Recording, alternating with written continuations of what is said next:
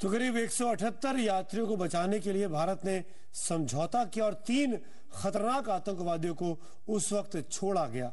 और छोड़ा नहीं गया, बाकायदा देश के मंत्री अपने साथ विमान में बिठाकर उनको ले गए और बाकायदा उनको आतंकवादियों के सुपुर्द कर तमाम यात्रियों को साथ लेकर लौट पाए। इसी मसले पर बात करते हैं। हमारे साथ इस वक्त मौजूद है कांग्रेस के सांसद संजय निरुपम, बीजेपी का पक्ष रखने के लिए उनके नेता सुधांशु मित्तल, साथ ही डिप्लोमेट राजीव डोगरा, जिनसे हम ये जानने की कोशिश करेंगे कि हमने इस पूरी घटना के दौरान कहां कूटनीतिक गलतियां की। और साथ ही हमारे साथ सुरक्षा एक्सपर्ट रिटायर्ड लेफ्टिनेंट जनरल राज कादियान साहब हैं और साथ ही साथ सुरक्षा मामलों के जानकार उदय भास्कर जी भी हमारे साथ जुड़ रहे हैं। पहला सवाल सुधांशु मित्तल आप ही से, इन 14 सालों के बाद क्या आपको लगता है कि उस वक्त की सरकार ने जो भी कदम उस वक्त उठाए थे, क्योंकि यह कहा गया कि भारत एक सॉफ्ट स्टेट है, भारत नहीं निपट पाया इस आतंकवादी घटना से और घुटने टेक दिए, क्या आप मानते हैं कि जो भी कदम सरकार ने उठाए थे वो सबसे ठीक थे, मुनासिब थे? सुमित जी, उस समय की कार्रवाई को उस समय के परिप्रेक्ष्य के तहत अगर देखेंगे तो शायद जो हुआ था उसको हम बेहतर तरीके से समझ पाएंगे। इसका इतिहास जाता है 1989 से, जब रुबैया सईद का जो है अपहरण हुआ था। उस समय मुफ्ती साहब जो थे, गृह मंत्री थे हिंदुस्तान के, उनकी बेटी का अपहरण कर लिया गया था और उस समय उसको छुड़ाने के लिए हमने टेररिस्टों से नेगोशिएट करा था। उसके बाद आया हजरत बल का। हजरत बल में जो है आतंकवादी घुस गए और उन्होंने धमकी दी कि हम हजरत बल को उड़ा देंगे। हजरत बल की अहमियत जो कि मुस्लिम समुदाय में और खासतौर से कश्मीर के मुस्लिम समुदाय में है, उसको देखते हुए उस समय की सरकार ने ना केवल इनको बिरयानी खिलाई बट इनको एक सेफ पैसेज देके निकाला जी। और उसके बाद ये हुआ जहां पे 178 जानों का सवाल था, देश के नागरिकों का सवाल था और स्थिति बड़ी साफ थी कि अगर आतंकवादियों की मांग नहीं मानी गई तो ये सारे 178 लोग मारे जाएंगे, क्योंकि तालिबानी भी उस समय उन आतंकवादियों के साथ मिल गए थे जी। इस परिप्रेक्ष्य में जो निर्णय लिए गए वो निर्णय लिए गए।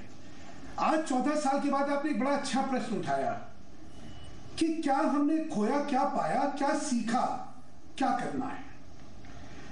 मुझे अभी भी लगता है कि 14 साल के बाद भी भारत में आतंकवाद और अपहरण, इनको लेके जो नीतिगत फैसला होना चाहिए, जिसमें सारी राजनीति को एकमत होना चाहिए, वो शायद अभी भी नहीं हुआ है।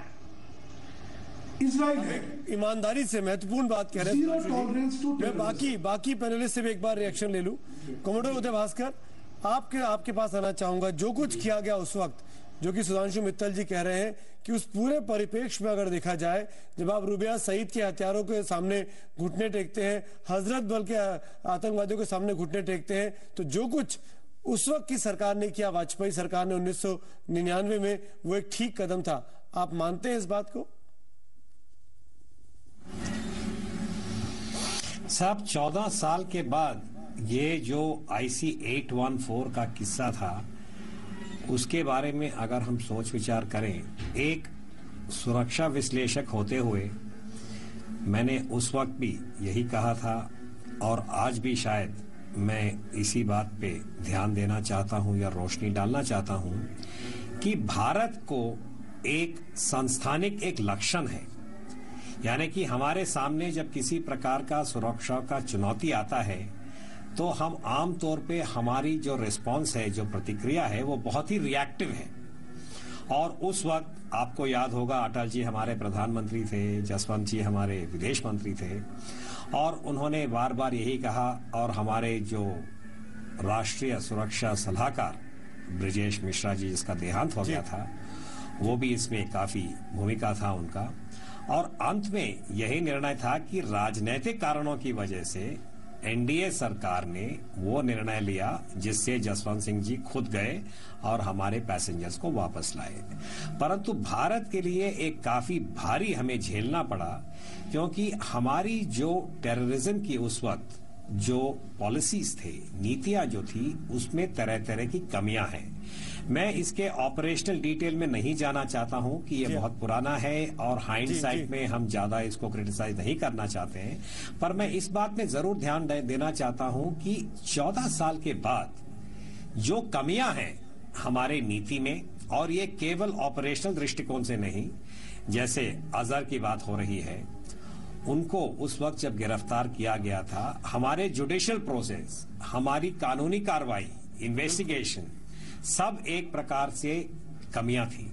और 14 साल के बाद मैं विश्वास के साथ ये नहीं कह सकता हूं कि कोई खास परिवर्तन हुआ है, जहां तक हम संपूर्ण तरीके से अगर भारत की एंटी टेररिज्म पॉलिसी के बारे में अगर हम सोच विचार करें, और भी कई सारे की वजह से जो बात कह रहे हैं यहाँ भास्कर जी, यही इशू है कि आज भी 14 साल के बाद हमें नहीं लगता कि हमने आतंकवाद को लेकर या हाईजैकिंग को लेकर कोई भी ऐसी रणनीति बनाई है, कोई भी ऐसी नीति बनाई है कि आज एक आम भारतीय अपने आप को सुरक्षित महसूस कर सके।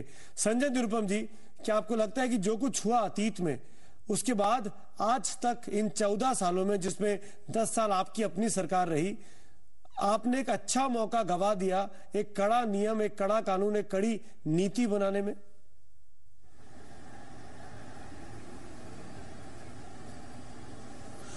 सुमित, सबसे पहले 14 साल पहले जो हुआ था और उसका जस्टिफिकेशन जिस प्रकार से भारतीय जनता पार्टी के साथी ने दिया, मुझे उस पर 2 लाइन कहनी है। चाहे रुबैया सैयद का अपहरण का विषय हो और उसके बदले में जो आतंकवादियों को छोड़ा गया वो विषय हो, या हजरत बाल में जब आतंकवादी घुस गए थे और उसके बाद एक समझौते का रुख अख्तियार के वो विषय हो, दोनों समय भारतीय जनता पार्टी ने चीख चीख कर कहा कि ये सरकारें सॉफ्ट है और आतंकवादियों से समझौते कर रहे, उनको बिरयानी खिला रही। यही भारतीय जनता पार्टी, उनके प्रधानमंत्री उस समय हुआ करते थे अटल जी और विदेश मंत्री जसवंत सिंह जी, जिन्होंने हमेशा कहा कि हम कभी सॉफ्ट नहीं होंगे।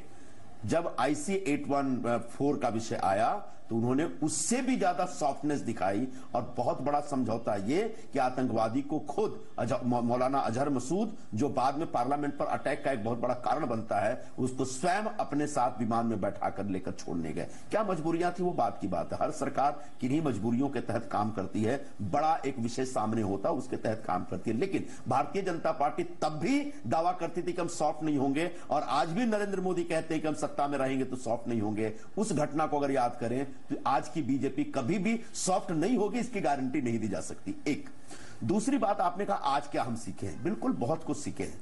हमारे यहां 1999 का ये जो प्लेन विमान अपहरण का विषय वो, और उसके बाद 2001 में जो अमेरिका के ऊपर एक प्लेन से हमला होता है, वो दोनों विषय उस समय आसपास में हुए, और उस समय हवाई सुरक्षा इतनी सुरक्षित नहीं थी। लेकिन आज हवाई जहाजों में स्वयं पुलिस डिपार्टमेंट के लोग बैठते हैं, एयरपोर्ट पर उसके बाद से CISF के जवान तैनात किए गए, जो BCS था उसको बहुत ज्यादा सख्त किया गया। आज मुझे लगता है कि प्लेन हाईजैक करना इतना आसान नहीं है जितना उस समय हुआ करता। तो मैं नहीं मानता कि हमने कुछ सीखा नहीं है। मैं नहीं मानता कि ऐसे प्लेन विमान अपहरणकर्ताओं से अपने विमानों को और यात्रियों को बचाने, सुरक्षित रखने की दिशा में कोई महत्वपूर्ण कदम नहीं हुआ, ऐसा मैं नहीं मानता। चलिए, आप नहीं मानते, लेकिन मैं कुछ चीजें आपको याद दिलाते हुए ये सवाल राजीव डोगरा साहब से करना चाहूंगा। सॉफ्ट स्टेट की जहां तक मैं बात कर रहा हूं, उसमें कांग्रेस का शासन में भी काफी आलोचनाएं आपकी हुई हैं कि भारत को आपने एक सॉफ्ट स्टेट में बदल दिया है। आपकी डिप्लोमेसी को लेकर भी सवाल खड़े हुए हैं, चाहे वो पाकिस्तान का मामला हो, चाहे वो चीन का इनकर्जन हो। तमाम चीजें ऐसी रही हैं जिसको देखकर यूपीए सरकार पर सवाल खड़े होते रहे। लेकिन डोगरा साहब, मेरा सवाल आपसे ये है, कूटनीतिक तौर पर अगर आप देखें तो वो जो 7 दिन थे 1999 के, आज से 14 साल पहले, उसमें भारत सरकार ने जितने भी कदम उठाए, क्या वो सफल कदम कहे जा सकते हैं कूटनीतिक स्तर पर?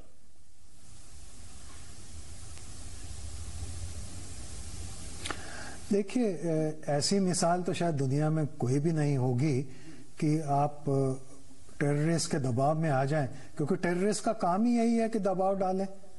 तो अगर उस दबाव में आ गए तो ना आपकी कूटनीतिक है, ना आपकी रक्षा नीति है, ना आपकी सुरक्षा नीति है। पहला सवाल तो ये है कि कई बार ऐसा लगता है कि चाहे ताशकंद का समझौता हो, शिमला समझौता हो, शर्म एल शेख हो, या ये कंधार का एपिसोड हो, कि हम जब कोई डिसीजन लेते हैं, असल में कंसंट्रेशन इस चीज पे होती है कि किसी तरह ये मामला टल जाए उसके बाद बात की देखी जाएगी। तो एक बड़ी महत्वपूर्ण सेइंग है कि जो इतिहास से नहीं समझता वो इतिहास को रिपीट करता रहता है। पृथ्वीराज चौहान ने किया, आखिर में वो मारे गए। तो आप देखें उसके बाद हमने कुछ सीखा है, जैसा आपके बाकी कमेंटेटर्स ने कहा, कुछ तो जरूर सीखा है, तभी एयरपोर्ट पे सिक्योरिटी बढ़ी है। पर 26/11 भी हुआ, पुणे बेकरी में, जर्मन बेकरी में ब्लास्ट हुआ, 2006 में मुंबई में 250 लोगों की ट्रेन में मौतें हुई, हैदराबाद में हुआ, तमाम जगह में ब्लास्ट होते रहे। और सबसे अफसोस की बात यह है कि इतनी इन्वेस्टमेंट के बाद हमारी समुद्री सीमा जो है 26/11 के बाद हो या बाकी इंसिडेंट्स के बाद हो, वो सेफ नहीं है। अभी हाल में देखा आपने, एक अमेरिकी जहाज जो है हथियारों से लेस 2 महीने तक ऐसा घूम रहा है कि जैसे वो मॉर्निंग वॉक पे निकला हो और हमको पता ही नहीं है। तो हमने कंधार से कुछ सीखा। मेरे को नहीं लगता कि हम कॉन्फिडेंस से जितना सीखना चाहिए था शायद उतना हम नहीं सीख पाए। कमियां रह गई हैं, बहुत कुछ सीखने की जरूरत है। 2 बड़ी राजनीतिक पार्टियों के नेता इसीलिए इस कार्यक्रम में हमने बुलाए हैं, ताकि कहीं ना कहीं एक रणनीति बनने पर एक राय इन 2 बड़ी पार्टियों में अगर बनती है तो हमने देखा जिस तरीके से लोकपाल बिल संसद से पास हो सकता है, तो इस रक्षा की नीति पर, सुरक्षा की नीति पर क्यों नहीं एक राय बन सकती है, क्योंकि हर भारतीय की जान बहुत कीमती है, उसकी कोई कीमत नहीं लगाई जा सकती। हम रुक रहे हैं बहुत छोटे से ब्रेक के लिए। ब्रेक के बाद जब लौटेंगे तो भारत भाग्य विधाता पर इसी बहस को, इसी चर्चा को आगे बढ़ाते हैं। IC-814 जो हाईजैक हुआ था विमान, उसके आज 14 साल पूरे हुए हैं। 14 साल पहले जब मैं उस पूरी घटना को कवर कर रहा था, तब से लेकर अब तक नहीं लगता कि हमने आतंकवाद को लेकर या आतंकवादियों से निपटने को लेकर कोई खास या कारगर कदम उठाए हैं। और अब हर भारतीय नागरिक सुरक्षित महसूस कर सके, ऐसा भी नहीं कहा जा सकता। लेकिन इतना जरूर है कि इन 14 सालों में भारत सरकार की आंखें इस घटना ने जरूर खोल दी और तब से अब तक बहुत कुछ बदल चुका है। लेकिन क्या उस घटना ने भारत को एक कमजोर मुल्क साबित कर दिया था? क्योंकि हमने 3 आतंकवादियों को छोड़ दिया था 187 लोगों को बचाने के लिए। तो क्या उस फैसले का असर आज तक हमारी डिप्लोमेसी पर पड़ता है? 24 दिसंबर 1999 भारत ने सीखा एक कड़वा सबक।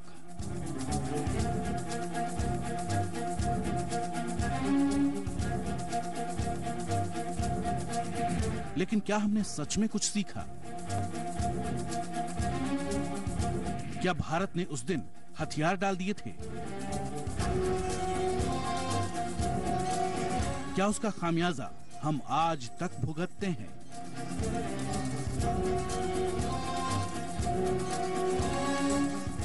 IC-814 की तस्वीरें हमारे जहन में ताजा हैं।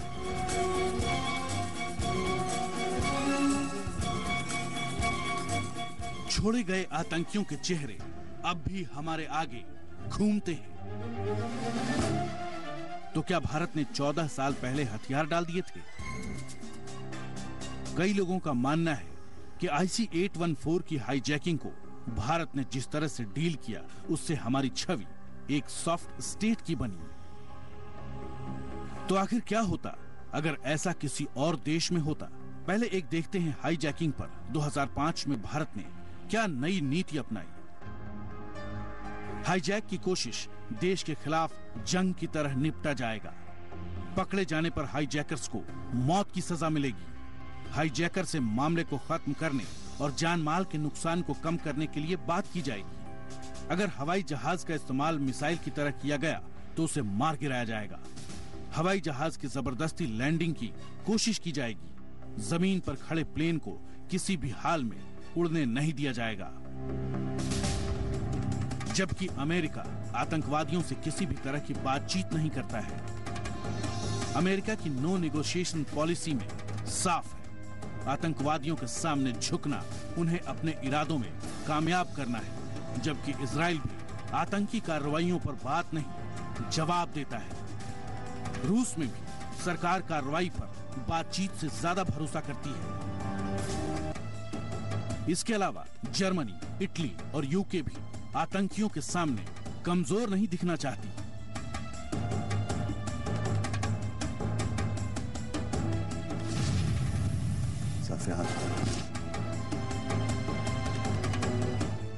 लेकिन भारत ने मौलाना मसूद अजहर, उमर सईद शेख और मुश्ताक जरगर को छोड़ना मंजूर कर लिया। नतीजतन तीनों ही आतंकवादी भारत के खिलाफ आतंकी कार्रवाई को और तेजी से अंजाम देने लगे। कश्मीर के रुबैया अपहरण के बाद इस घटना से यह भी साबित हो गया कि भारत सरकार को आतंकियों से बात नहीं, करारा जवाब देने की तैयारी करनी चाहिए। और कांधार के बाद भारत में ऐसी तमाम आतंकवादी घटनाएं हुई इन 14 सालों में जिसने पूरे भारतीय जनमानस को हिलाकर रख दिया, चाहे वो संसद पर हमला हो, चाहे वो मुंबई पर हमला हो। ऐसे तमाम छोटी बड़ी घटनाएं इन 14 सालों में हर साल होती रही हैं। लेफ्टिनेंट जनरल राज कादियान साहब हमारे साथ और जुड़ गए हैं। कादियान साहब, आपको लगता है कि इन 14 सालों में भी भारत एक सॉफ्ट स्टेट से एक मजबूत डिप्लोमेटिक स्टेट के तौर पर नहीं उभर पाया है और हम एक आज भी जो भी मुल्क चाहता है हमसे वो बात मनवाने के लिए अपनी तमाम बातें पूरी करवा लेता है? सुमित, इस बात पर विचार करने से पहले हमें एक बात माननी होगी कि ये भारतवर्ष के लिए भूगोल और इतिहास दोनों का दुर्भाग्य है कि हमें एक ऐसा पड़ोसी देश मिला है जो पिछले 66 साल से ये नहीं मान पा रहा कि हम शांतिपूर्ण तरीके से रह सके। तो ये आतंकवादी हमले, फिर अगर हम कंधार पर आते हैं, एक तो 14 साल के बाद या 10 साल के बाद ऐसे वाक़े पर कोई विश्लेषण करना बड़ा आसान होता है क्योंकि हमें पीछे की विजडम ऑफ हाइंडसाइट जिसको बोलते हैं वो मिलती है। लेकिन हमें ये नहीं भूलना चाहिए, अगर हम इसको सिर्फ सिक्योरिटी के दृष्टिकोण से देखें तो जो भारत ने एक्शन लिया उस वक्त 1999 में वो बिल्कुल गलत था और उससे हमारा जो इमेज है वो एक बिल्कुल एक सॉफ्ट, एक वीक स्टेट का गया।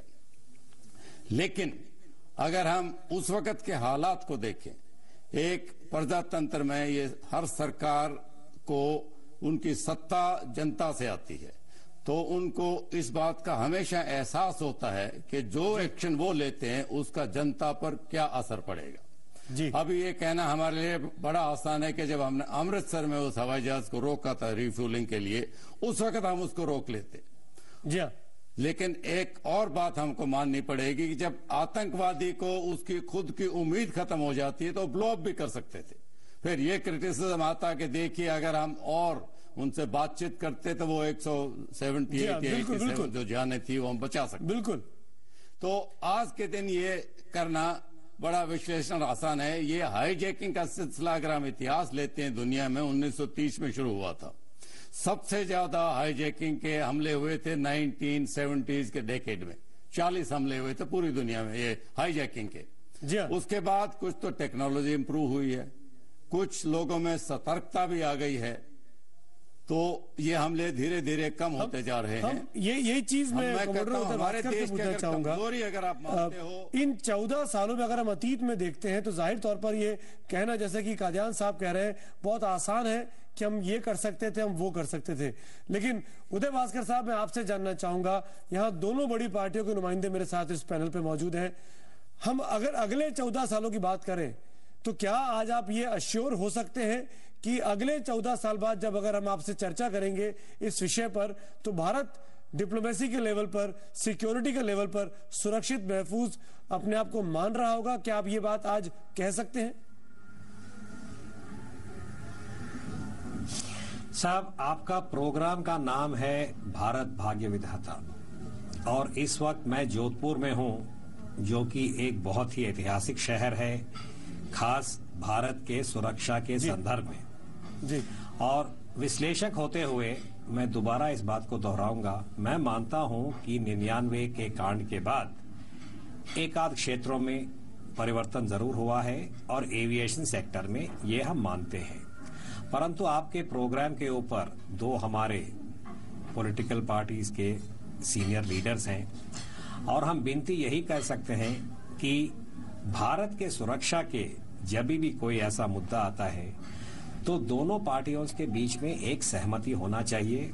और मैं दुख के साथ और काफी विश्वास के साथ भी यही कहूंगा कि पिछले 14 साल में भारत की जब हम संपूर्ण सुरक्षा की अगर हम समीक्षा करते हैं तो ये एक बहुत ही हमारे लिए एक नकारात्मक एक पैटर्न नक्शा बन गया है कि जब भी मुद्दा पार्लियामेंट में उठता है तो ये एक प्रकार का ब्लेम गेम में आ जाता है।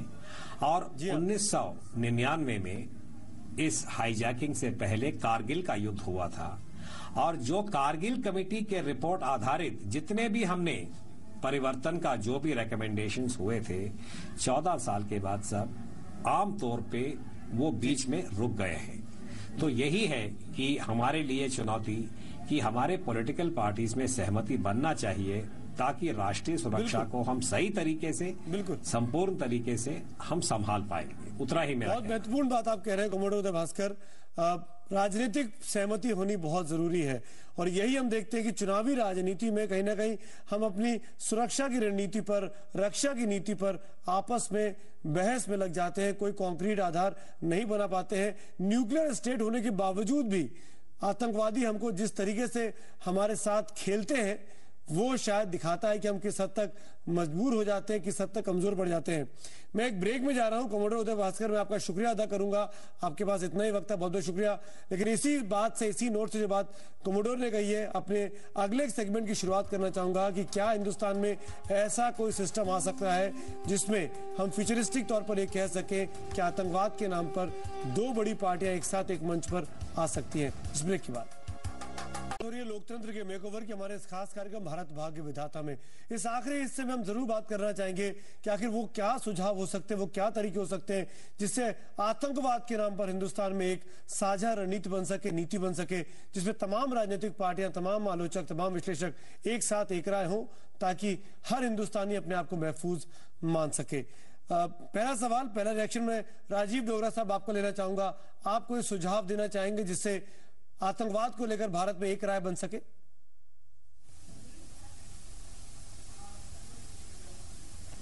देखिए, पहली बात तो यह है कि इसमें वोट बैंक पॉलिटिक्स बिल्कुल नहीं होने चाहिए। दूसरी बात यह है कि पॉलिटिकल विल दिखानी चाहिए जो भी सरकार पावर में हो। तीसरी बात यह है कि हम कहते तो जरूर हैं कि हमारी अब सिक्योरिटी बहुत हो गई है, पर आप दो मिसालें देखिए। 26/11 में एनएसजी के कमांडोज बॉम्बे पहुंचने में 24 घंटे लगा देते। अगर वो कमर्शियल फ्लाइट से जाते तो शायद 2 घंटे में पहुंच जाते जी। अभी गया में या पटना में फिर एनएसजी कमांडोज को ठीक प्लेन नहीं मिला था और काफी घंटों के बाद वो जाके मौके पर पहुंचे। ये अलग बात है कि भगवान की या ऊपर वाले की कृपा के कारण वो बम ज्यादा फटे नहीं। पर अगर 14, 15, 16 बम जो कादियान साहब, ये जो भगवान भरोसे चलने की नीति है, ये आपके हिसाब से कोई सुझाव है कि हम भारत के भगवान के भरोसे ना होकर अपनी सुरक्षा एजेंसियों के भरोसे हो सके? ये सवाल मेरे से है सुमित जी कादियान साहब। हाँ, मैं इसमें 2 सुझाव दूंगा। सबसे पहले अगर हम इतिहास को देखते हैं, जब भी कोई आतंकवादी हमला भारत पर हुआ है, चाहे वो बॉम्बे में हो, चाहे बेंगलोर में, पूना में, अक्षरधाम, कहीं भी शक की पहली उंगली हमेशा पाकिस्तान पर जाती है। और इन्वेस्टिगेशन के बाद भी ये साबित हुआ है कि तकरीबन सब के सब आतंकवादी हमले या तो पाकिस्तानी सॉइल से पैदा होते हैं या उनके जो ऑपरेटिव हमारे देश में रहते हैं उनकी वजह से होते हैं। जी। तो सबसे पहले तो मेरी राय है कि उस स्रोत को रोकना पड़ेगा। ठीक है। जब तक हम उस स्रोत को नहीं रोकेंगे ये हमले चलते रहेंगे। ठीक है। उसके कई तरीके हैं, वो आज का शायद विषय नहीं है। ठीक। दूसरी बात मैं कहूंगा कि आतंकवादी हमले से बचने का और उसका मुकाबला करने का सबसे अच्छा तरीका है कि उसको होने से रोका जाए। और वो जब भी हो सकता है जब को लेकर जो बात आपने कही है, डोगरा साहब ने कही है, मैं दोनों पॉलिटिकल लीडर्स के पास जाऊंगा, वक्त की कमी है, लेकिन उनका रिएक्शन यहाँ पे बहुत महत्वपूर्ण हो जाता है। सुधांशु मित्तल जी, क्या इस देश के लोगों को वो दिन देखने को मिल सकता है जब दोनों पार्टियां पॉलिटिकल हो जाएं और एक राय बनाए कम से कम आतंकवाद के मामले पर?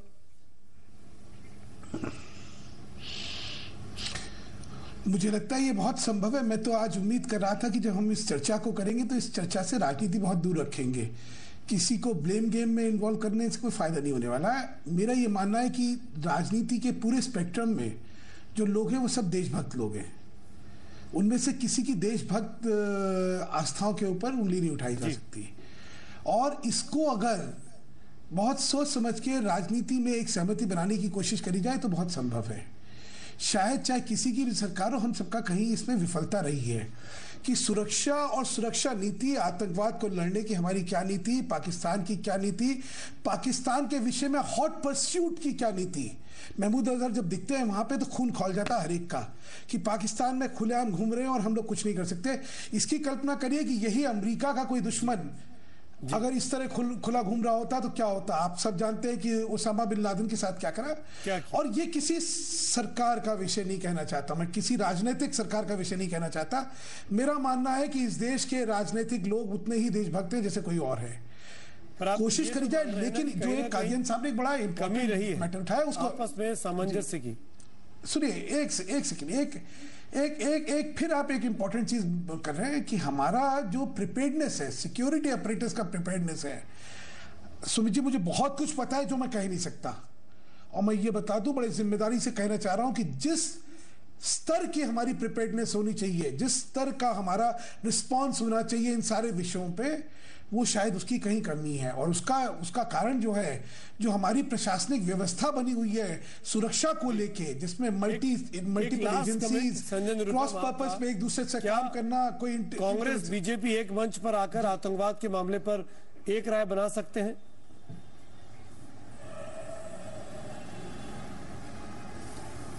सुमित, देखिए, आतंकवाद एक बहुत बड़ा प्रश्न है और इस प्रश्न की गंभीरता से सरकार या सारी पार्टियां बहुत अच्छे ढंग से वाकिफ हैं। जो सुझाव दिए जा रहे हैं और आप जो प्रश्न खड़े कर रहे हैं, ऐसा नहीं है कि इन प्रश्नों को हम नहीं जानते और सरकार कोई नीतिगत शून्यता में जी रही है जहां तक आतंकवाद और भारत की सुरक्षा से जुड़ा प्रश्न है। जो सुझाव हैं उन सुझावों से आगे जाकर के काम किया जा रहा है। आतंकवादियों से लड़ने के लिए सख्ती अख्तियार की जा रही है। हाँ, बावजूद इसके आप कितना भी प्रयास कर ले, आप आतंकवादियों के तमाम हमलों को आप नाकाम कर सकते हैं जी। लेकिन एक गलती होती है, उनका हमला हो जाता है। इंसान है, गलतियां हो सकती हैं। हमें निश्चित तौर पर एक उम्मीद करनी है कि आतंकवाद प्रूफ देश तैयार करना है। समाज का हर आदमी पूरी तरह से महफूज हो, उस दिशा में वो गोल, वो उद्देश्य लेकर के जीना है। लेकिन वो एक आदर्शवादी सोच होगी। 100%, 100% वो आप अचीव कर लेंगे, शायद दुनिया का कोई भी देश ये नहीं कर पाएगा या कह नहीं पाएगा। हाँ, हवाई सुरक्षा हो या समुद्री परिवहन की सुरक्षा हो या थल सुरक्षा हो, इस दिशा में पिछले 10-15 वर्षों में बहुत काम हुए हैं। हाँ, अभी बहुत कुछ करना बाकी है। आप इसी नोट संचालन के दरमियान दो बड़े राजनीतिक पार्टी के नुमाइंदे इस बात को मान रहे हैं कि अभी भी बहुत कुछ किया जाना है।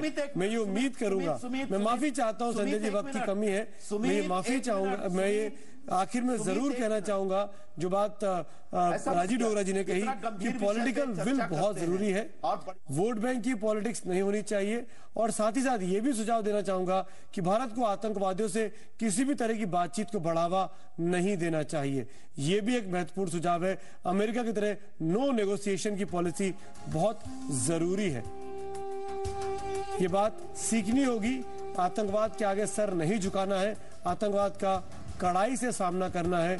और एक और खास बात, पाकिस्तान की नीति को लेकर, पाकिस्तान की फिलॉसफी को लेकर भारत की